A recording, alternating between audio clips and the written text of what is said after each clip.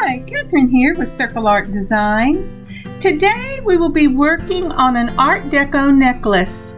This is part of a set that will include a bracelet and a pair of earrings.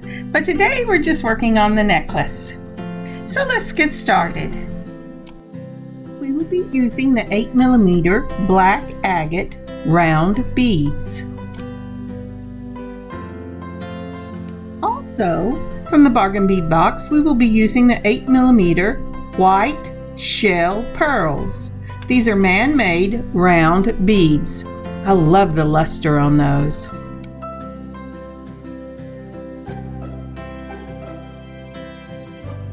And from the Bargain Bead Box, we will be using the 8mm glass pearl beads in teal green.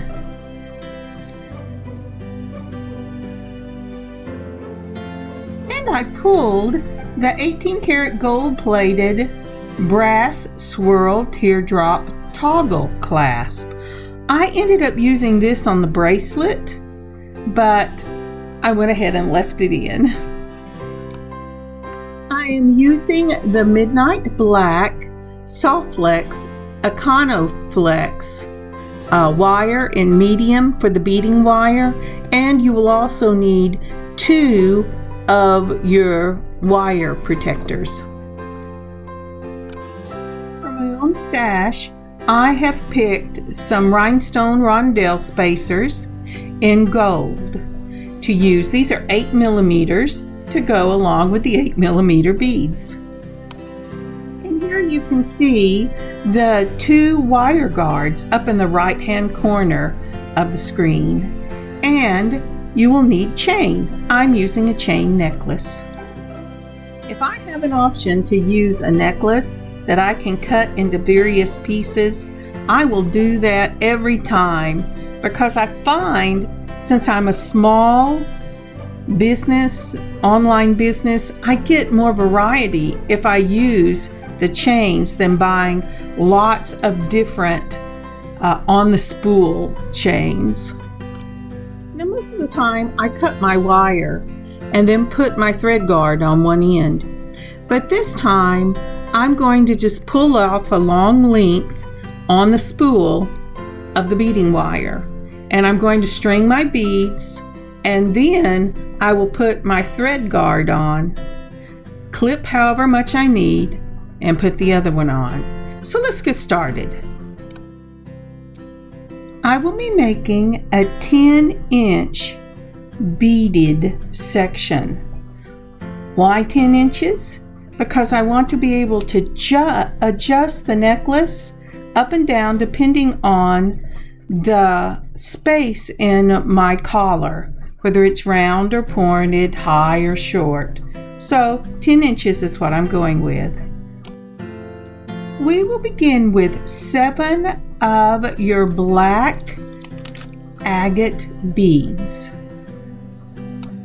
While we're stringing these agate beads, just a little note: your Art Deco jewelry leans heavily on the architecture of the time. It has straight lines, squares, triangles, pyramids, arches, and it also has dark enamel colors like dark green and black accented with white. It's a really jaw-dropping pieces from this time period.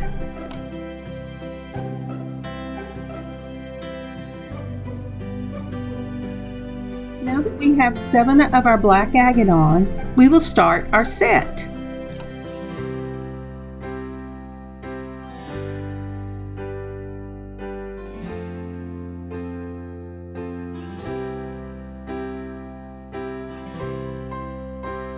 The set starts with a rhinestone rondelle spacer, followed by a dark green bead. Boy, I am really working on my enunciation today. Next, another rhinestone spacer, and this will follow your white pearl. You might be wondering what other colors they liked in the Art Deco period.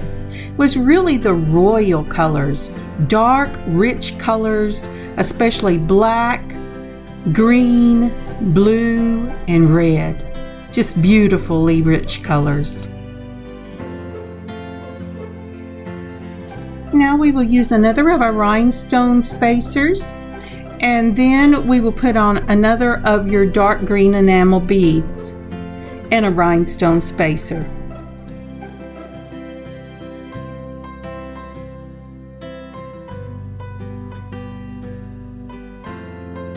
Take a moment to like and leave a comment on this video.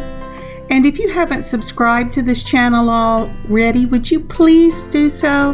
That would be such a help. Thank you so much.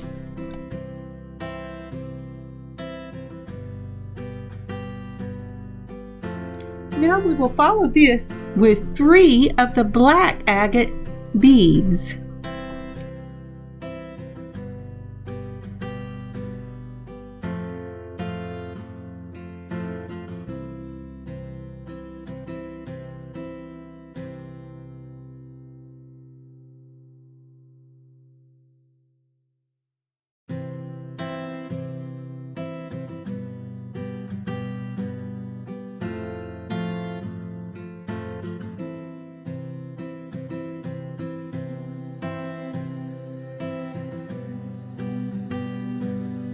And now we're ready for another set.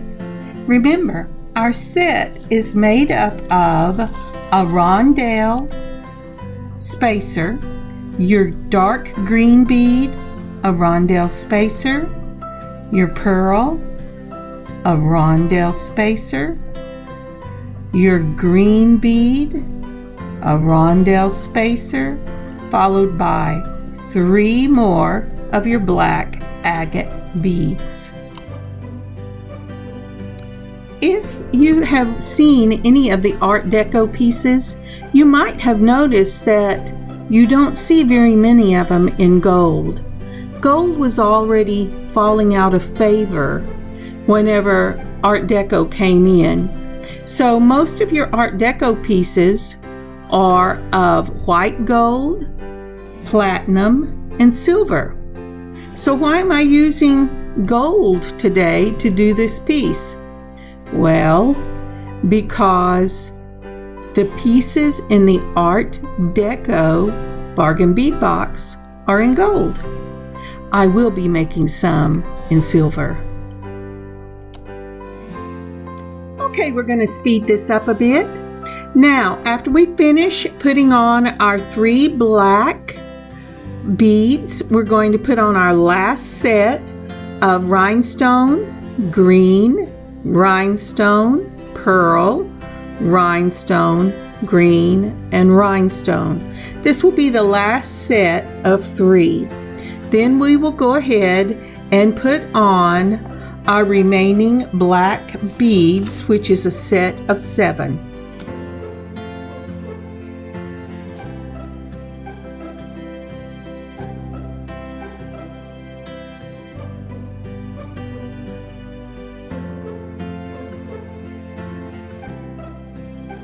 So here's my 10 inches worth of beads. Now it's time to put the wire guards on both ends. For the medium soft flex beading wire, I will need a number 1 Beadalon crimp ball. So after moving my beads down, I'm going to put on my crimp, and then I am going to run the wire through my wire guard. This is a little piece that looks like a U. I'll put it in one side of the U, go around and put it in the other. Now once I have that done, I will move my crimp up and snug it right up against that wire guard, making sure I do not cross my wires. So you will need a crimping tool for this next part. There are 2 circles or half circles on your crimping tool, a large one at the back with a little tooth in it, and then your smaller one at the front. We start with the large one.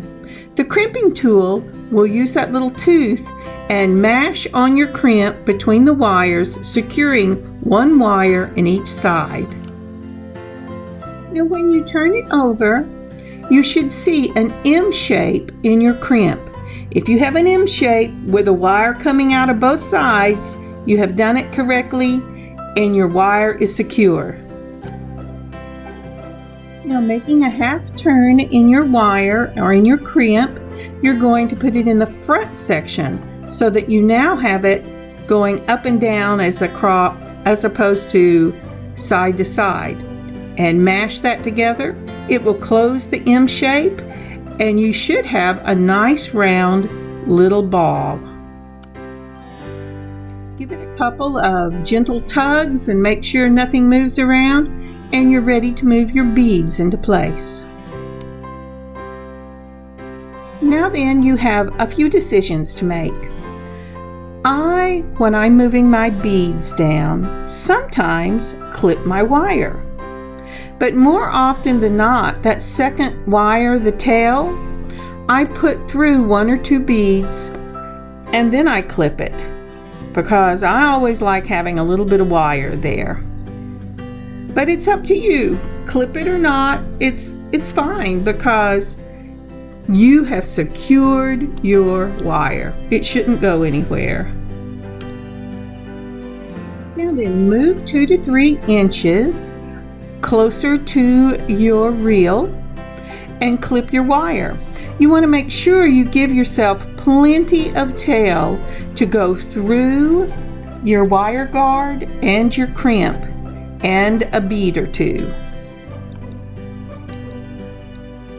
And just like the first one, you're going to start with a crimp, then you're going to put your wire guard on, go around the U, get your clip as close to the beads as you can without making it hard to work with, because you are going to pull this wire tighter. I should have said you are going to pull this wire down so it sits up against that bead.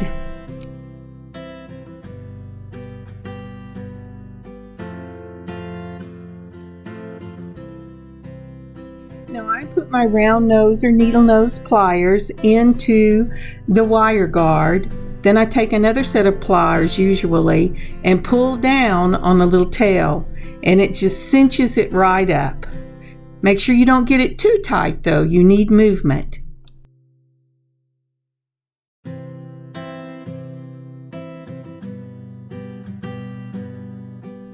And before I crimp this, I'm going to go ahead and move that little tail down 1 or 2 beads, and then I will take my pliers again and pull it tight, not too tight. You want some give, and then I can crimp.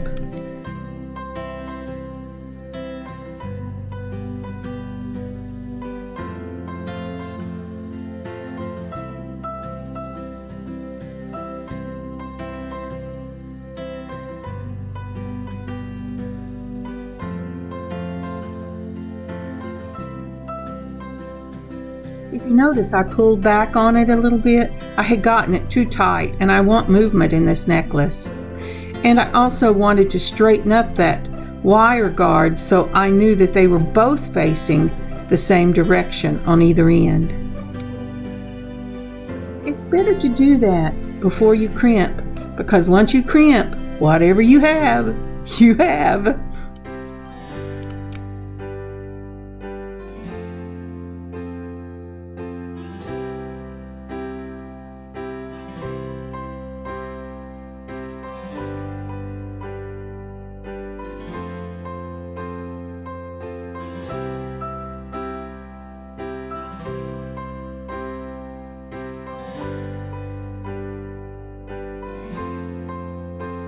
Just checking my ends. I think I'm ready to crimp. So just like you did the first time, put your crimp in your large back hole. Once you mash it down and get it crimped, then turn it halfway so that you're side to side instead of right to left, and put it in the front and mash that M together, making a little bead.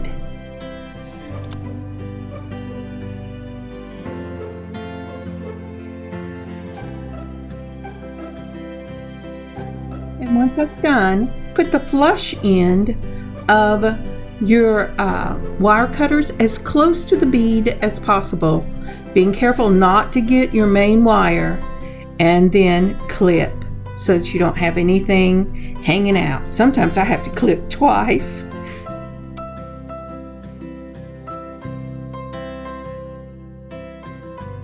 Once that's done, you want to measure your piece. If you've done it exactly the way I have done it, then it should come out to 10 inches. Now you need to decide how long you want your final piece. For me, I wanted a 20 to 22 inch necklace. So I cut my chain 5 inches on one side and 6 inches on the other. And then I'll put a 2-inch extender on it. I did this by cutting between 10 and 10.5 inches off of one side of the necklace. I decided, did I want to use the part that had the claw on it or the part that had the jump ring? Once I cut it, then I folded it in half and cut it again. Oh dear, when I came back from dinner, I did not notice that I had put my pajamas on. Sorry about that. Oh well, I'm comfortable. It turned really cold here, and we had turned off the heat, and already because of the warm weather, I was freezing. And these are really warm and comfy. So even though the chain is a delicate looking chain, it's a much sturdier one than I normally use because of the weight of the beads. And also I wanted to be able to go up the chain if I needed it to be more like a choker, or if the person that buys it wanted it more like a choker, or if you wanted it long, depending on what you were wearing. So depending on the chain you have chosen, you want to pick a jump ring that matches it the closest. So either an oval or a round and about the same size. Now taking 2 pliers, I'm using a small jump ring, so I have my straight nose and my chain nose. I'm going to twist the opening slightly. I'm going to put the chain on and then the wire guard, and then twist back the other way to close it. Never pull that jump ring apart. Once you misshape it, there is no getting it back, and it also weakens it whenever you do that.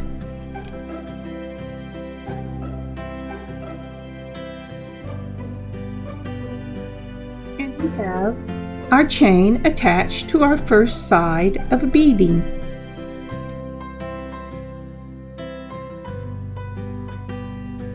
And now we're going to do the same thing on the other side. We're going to take our jump ring, we're going to put it between 2 pliers of our pliers. We're going to twist one side slightly, add your chain, and then your wire guard. Twist it back until it closes, and you will have chain on both sides.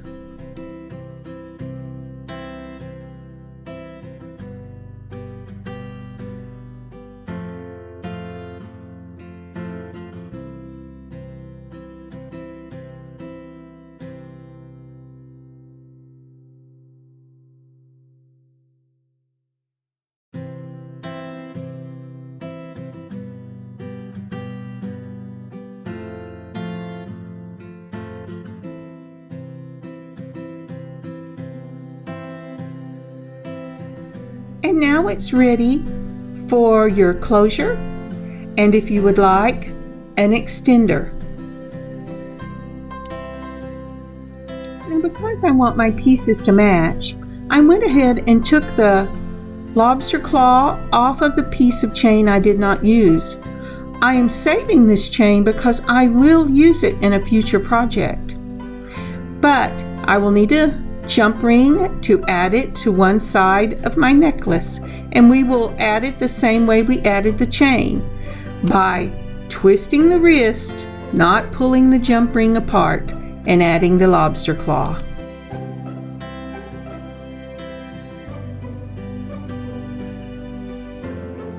Now I'm checking one more time with the necklace closed before I add the extender on to see how long this necklace is.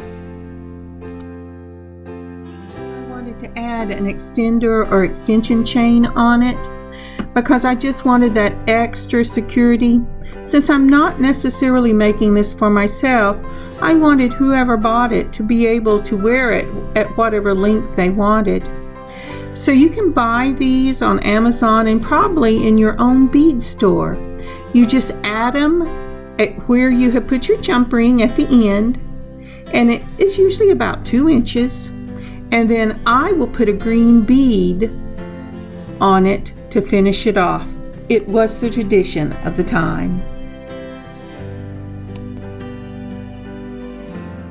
So, to get this bead ready for my extender, I have put it on a gold head pin, 24 gauge, and then I will take my straight nose pliers, put them up against the bead, and I will push the wire down and around. Then I will lift my chain nose pliers so that the wire can come on around the chain nose. And then I will take another pair of pliers and wrap it twice around the bead before I put it on the extender. Sorry, my hands have fallen off. But whenever we do the earrings that go with this necklace, we will get lots of practice wrapping these little beads.